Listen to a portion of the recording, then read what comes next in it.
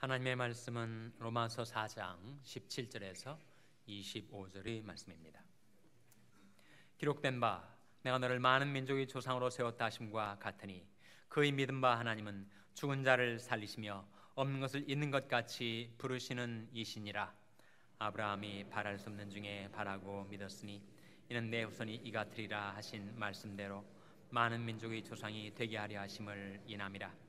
그가 백세나 되어 자기 몸에 죽은 것 같음과 사라의 태에 죽은 것 같음을 알고도 믿음이 약하여지지 아니하고 믿음이 없어 하나님의 약속을 의심치 않고 믿음에 견고해져서 하나님께 영광을 돌리며 약속하신 것을 또한 능히 이루실 줄을 확신하였으니 그러므로 이것을 저에게 의로 여기셨느니라.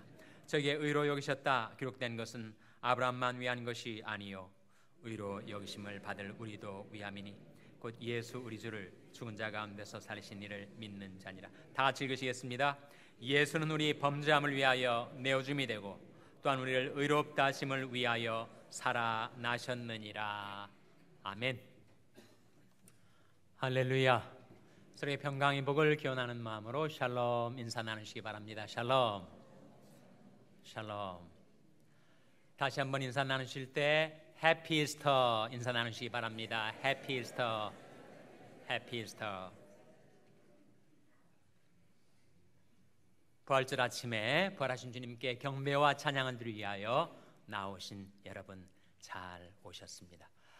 지난 성금요일에 성금요일 칸타타를 은혜롭게 불러주신 우리 아가페 찬양대가 오늘도 주님의 부활을 놀랍게 찬양을 해 주어서 감사합니다. 우리의 삶은 신비입니다. 우리는 삶을 다 이해하지 못하죠.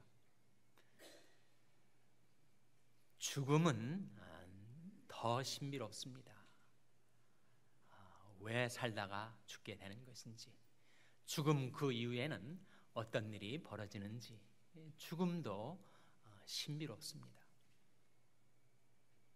그런데 그리스도의 죽음, 그것은 더 신비롭죠. 왜 하나님의 아들이신 그리스도가 죽으셨을까? 그리스도의 죽음의 신비를 우리가 다 이해하지 못합니다. 더 나아가 그리스도의 부활을 우리가 이해할 수가 없어요.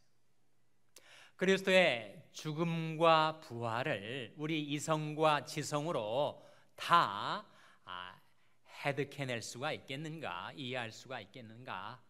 불가합니다.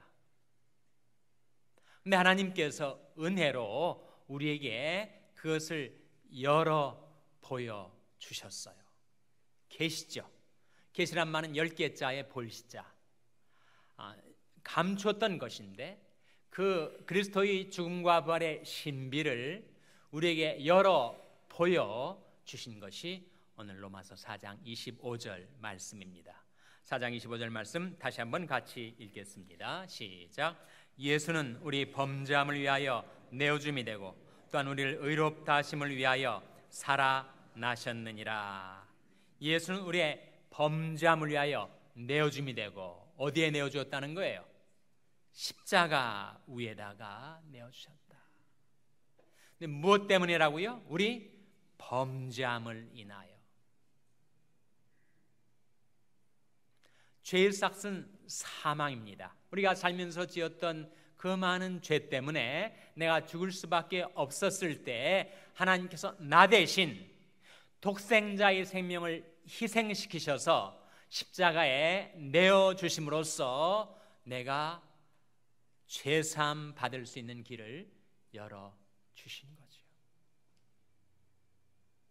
우리는 다 양 같아서 그릇 행하여 각기 제 길로 갔거늘 여호와께서는 우리 무리의 죄악을 그에게 담당시키셨도다. 그래서 그리스도의 죽음의 신비, 그것은 바로 우리 범죄함을 인하여 내어주신 것이다.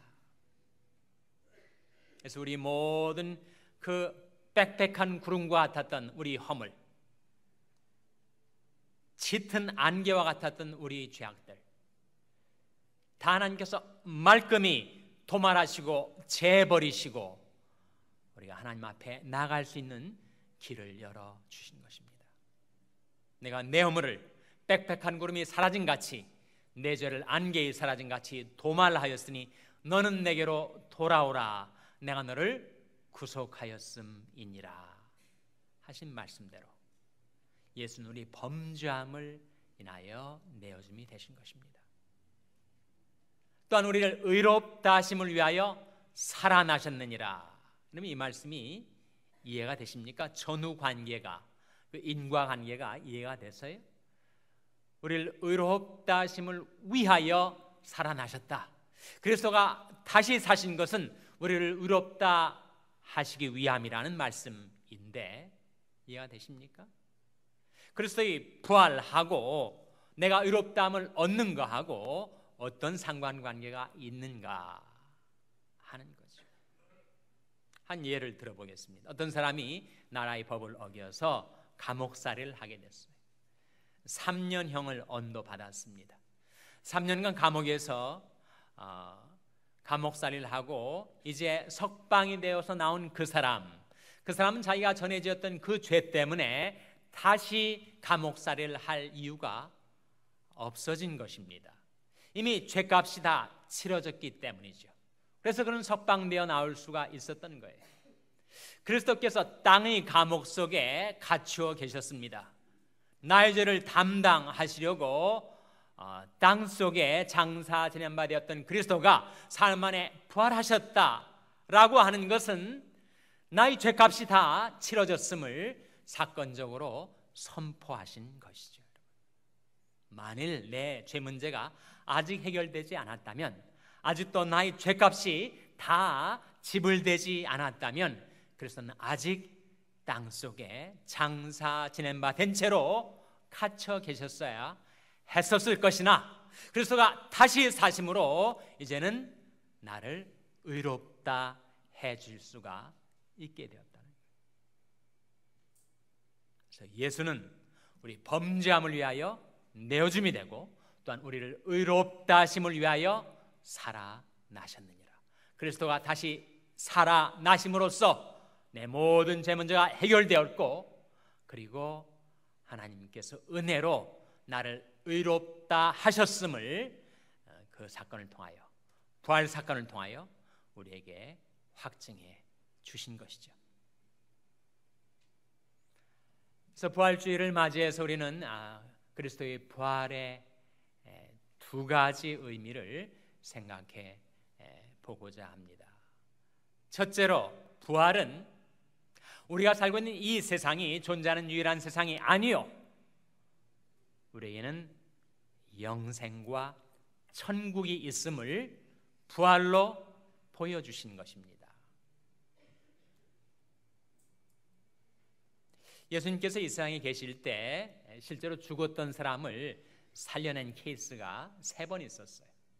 누구를 살려내셨죠? 기억하십니까? 나사로를 살려내셨죠. 마리아와 마르다의 오라비 나사로를 죽은 지 나흘 만에 살려내셨습니다. 또 누구를 살려내셨습니까? 회당장 야이로의 딸을, 12살 난 소녀 아이를 살려주셨어요. 또 누구를 살려주셨습니까? 바로 나인성 과부의 아들, 나인성이라는 성에 살고 있던 한 과부, 남편도 없이 오직 독자에게만 모든 희망을 걸고 살던 그 어머니가 아들을 잃어버렸으니 참척이죠.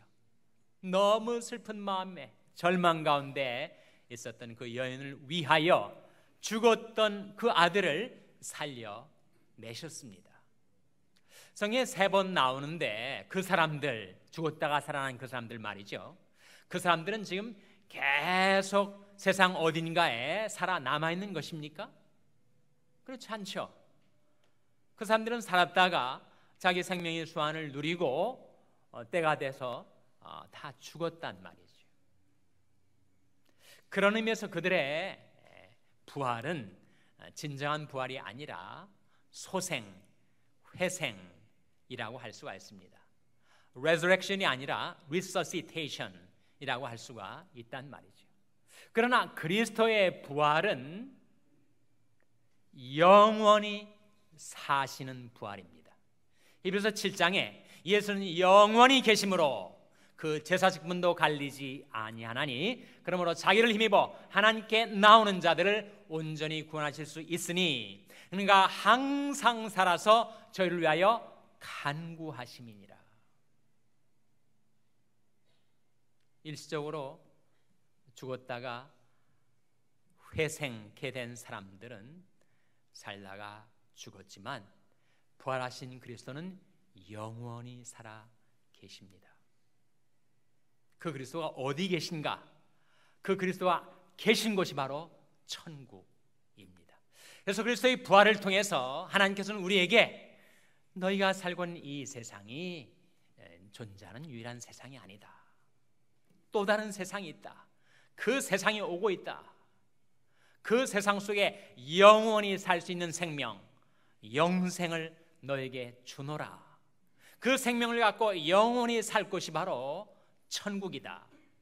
그리스도의 부활로서 하나님은 우리에게 영생과 영원한 천국이 있음을 확증해 주신 것입니다.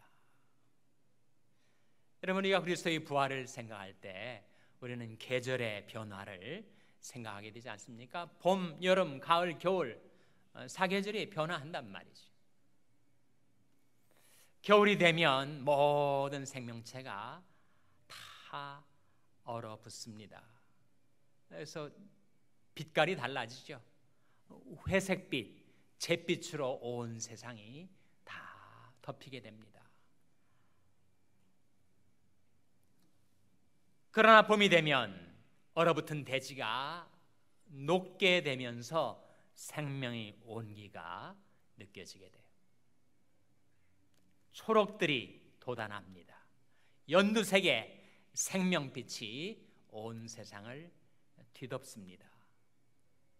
꽃이 만발하게 됩니다. 만물이 소생케 되고 약동하는 봄철을 통해서 겨울 추운 그 추위로 인해서 다 얼어붙은 것 같아도 그러나 봄이 되면 이렇게 다 만물이 소생하는구나. 그런 것을 느끼죠. 나이가 들어서 연세가 70, 80, 90세 되신 분들은 자신의 인생이 점점 좁아져 가는 것처럼 느껴집니다. 결국 이렇게 내 인생이 모든 것이 다 좁혀져 가다가 결국 내 인생이 영락되고 마는구나.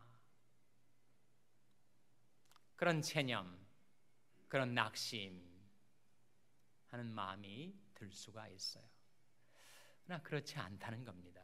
여러분, 지금 배를 타고 항구를 떠난 배가 나가면서 갑자기 해협이 그 배의 길을 가로막아요. 섬들, 안반, 바위들이 배가 가는 길에 점점 해로를 막아서고 있게 됩니다. 이러다가 완전히 난파되는 것이 아닌가, 좌초하는 것이 아닌가. 그러나 그 해협을 지나서 나오면 망망한 대해가 열립니다. 우리 인생도 마찬가지. 이렇게 모든 것이 점점 좁아지는 것 같지만 죽음의 관문을 통과하고 나면 우리는 망망한 영원한 세계가 우리 앞에 열려지게 될 거란 말입니다. 사람이 사는 세상이 세 단계의 세상이 있다고 그래요. 첫 번째는 어머니 모태에서 10개월 사는 세상입니다.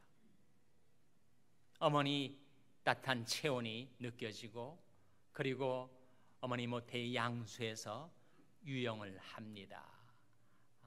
계속해서 필요한 때에 영양분이 공급이 돼요. 얼마나 좋은 세상인지. 계속 거기에 살고 싶어요. 아이는 여기가 좋사오니. 그런데 아이가 10개월이 되면 이 세상에 나와야 됩니다. 그래서 어머니 뱃속이 더 좋다고 세상에 안 나가겠다고 아이가 태어나면서 우는 거 아닙니까? 이렇게 나와보니까 정말 이 세상이 그렇게 크고 넓고 아름다울 줄은 예전에 미처 몰랐단 말이에요. 그래서 이 세상 속에서 우리가 또 70년, 80년 살다가 이 세상이 너무 크고 넓고 아름다운데 내가 죽어야 하다니, 그래서 비관적으로 생각을 합니다. 죽기 싫어서 이 세상 삶에 그렇게 연연해 합니다. 그러나 우리가 이 세상 삶을 마치게 될 때 이 세상보다 훨씬 더 크고 넓고 아름답고 찬란한 영원한 세계가 우리 앞에 열려지게 될 것을 우리는 모르고 살아가지요. 이 하나님은 영영이 우리 하나님이시니 우리를 죽을 때까지 인도하시리로다 라고 성경은 말씀합니다. 네, 우리가 죽을 때까지 이 세상 삶 속에서만 하나님께서 우리와 함께 하시고 우리를 인도해 주시는가? 그렇지 않다는 거예요. 이는 보좌 가운데 계신 어린 양이 저희 목자가 되사 생명수 샘으로 인도하시고 하나님께서 저희 눈에서 모든 눈물을 씻어주실 것이미로라. 우리가 이 세상 살 동안에 나의 삶을 인도해 주신 나의 선한 목자 되신 주님께서 영원한 저 천국에서 나의 모든 눈에 눈물을 씻어주시고 생명수 샘으로 나를 인도해 주실 그 또 다른 세상이 우리를 위해서 예비되어 있다는 것입니다. 한 번은 예수님 앞에 사두개인들이 와서 논쟁을 벌였어요. 사두개인들은 그들이 신조가 뭐냐면 부활은 없다, 천사도 없다, 영도 없다, 철저한 현실주의자, 세속주의자들입니다. 근데 부활을 말씀하신 예수님한테 대든 거예요. 어떻게 부활이 있다는 것인가? 자기들이 짜놓은 논리를 가지고 부활이 없음을 증명하려 했습니다. 예수님께서 하신 말씀이 너희가 성경도 하나님의 능력도 알지 못함으로 오해함이 아니냐라고 말씀하시면서 하나님은 죽은 자의 하나님이 아니요 산 자의 하나님이시라. 하나님에게는 모든 사람이 살았느니라. 그렇게 말씀하셨어요. 그럼 그 의미를 생각해 보십니까? 하나님에게는 모든 사람이 살아있습니다. 하나님께 붙어있는 자, 하나님 안에 있는 자는 영원히 살 자들이에요. 이 세상도 그 정욕도 지나가되 오직 하나님의 뜻을 행하는 이는 영원히 거하느니라. 그래서 부활의 첫 번째 의미, 그리스도께서 부활하심으로써 우리가 살고 있는 이 세상이 존재하는 유일한 세상이 아니요 우리 앞에 영생과 영원한 천국이 있음을 부활로서 나타내 보여주신 것입니다. 두 번째 부활의 의미, 그것은 바로 우리에게 주신 그 생명, 그 영원한 생명은 장차 들어갈 천국에서만 누릴 뿐만 아니라 우리가 이 두 발을 땅에 딛고 사는 이 세상 삶 속에서도 우리는 영생을 맛보며 누리며 부활신앙을 가지고 살아갈 수 있음을 우리에게 보여주신 거예요. 오늘 본 말씀 로마서 4장 17절 한번 보시기 바랍니다. 로마서 4장 17절에 보면 이런 말씀이 나옵니다. 한번 같이 읽겠습니다. 시작. 기록된 바 내가 너를 많은 민족의 조상으로 세웠다 하심과 같으니 그의 믿은 바 하나님은 죽은 자를 살리시며 없는 것을 있는 것 같이 부르시는 이시니라. 여기에 내가 너를 많은 민족의 조상으로 세웠다 했을 때 너는 누구를 가리킬까요? 넌 다름 아닌 믿음의 조상 아브라함을 가리킵니다. 네, 아브라함이 가졌던 신앙, 그 신앙이 바로 부활신앙이었어요. 부활신앙이 그가 살아갔던 그 인생, 그 삶이 현실에서 어떻게 나타났는가? 그가 믿었던 하나님은 어떤 하나님이라고요? 죽은 자를 살리시며 없는 것을 있는 것 같이 부르시는 이시라 했습니다. 그래서 아브라함은 바랄 수 없는 중에 바라고 믿었습니다. Hoping against hope. 그가 눈으로 보는 삶의 현실은 암담했지만 눈에 보이는 저 현실 너머에 하나님이 가져오실 그 세상에 대한 희망을 갖고 살았다는 거죠. 모든 진정한 신앙은 부활신앙입니다. 사실은 그 아들 독자를 바칠 때도 하나님께서 이 아들을 다시 살려내실 것이라는 부활신앙이 있었어요. 사실은 이삭의 출생 자체도 비밀이었습니다. 어떻게 아버지 나이 100세, 어머니 나이 90세, 이미 경수는 끊어졌고 어디에서 아이를 생산해낼 수가 있겠는가? 그러나 아브라함은 믿음이 없어 하나님의 약속을 의심치 않고 믿음에 견고하여져서 하나님께 영광을 돌리며 약속하신 그것을 또한 능히 이루실 줄을 확신하고 살아갔었습니다. 우리에게 신앙이 있다면 우리 신앙의 대상은 바로 죽은 자도 살려내시고 없는 것도 불러다가 있게 하시는 그 하나님이시기에 우리 신앙은 부활신앙이 되는 것입니다. 그래서 부활신앙은 우리가 이 세상에 살면서 7번 넘어질지라도 다시 일어나는 7전팔기의 신앙입니다. 7전팔기란 말이 성경에 나올까요? 안 나올까요? 예? 안 나오면 제가 왜 이 질문을 여러분에게 하겠습니까? 잠언 24장 16절 말씀에 대저 의인은 7번 넘어질지라도 다시 일어나려니와, 이 7전팔기 아니에요? 요즘은 아이들이 컴퓨터를 가지고 주로 놀지만 옛날에는 장난감이 별로 없어서 오뚜기 가지고 놀았어요. 오뚜기를 아무리 쓰러뜨려도 계속 일어납니다. 부활신앙이 그렇다는 거예요.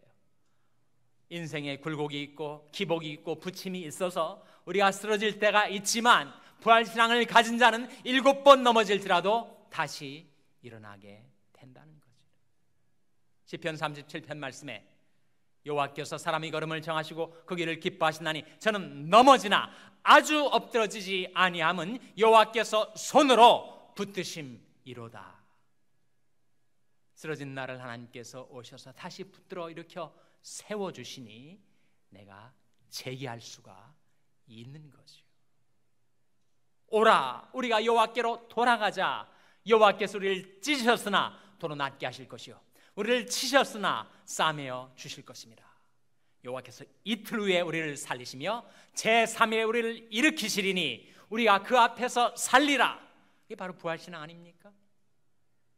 비록 내가 쓰러졌지만 하나님께서 나를 붙들어 다시 일으켜 세워 주실 때 내가 그 앞에서 살게 될 것이다.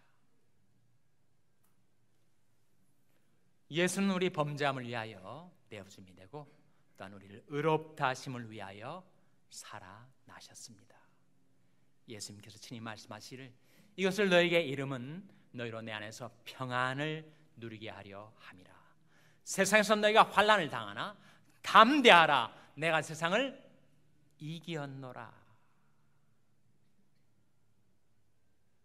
그리스도께서 다시 사셨다는 부활신앙을 갖고 사는 자는 영생과 천국에 대한 소망을 가슴속에 품고 내가 비록 쓰러질지라도 다시 일어난다는 희망을 잃지 않고 살 그런 승리의 삶을 약속하고 계십니다.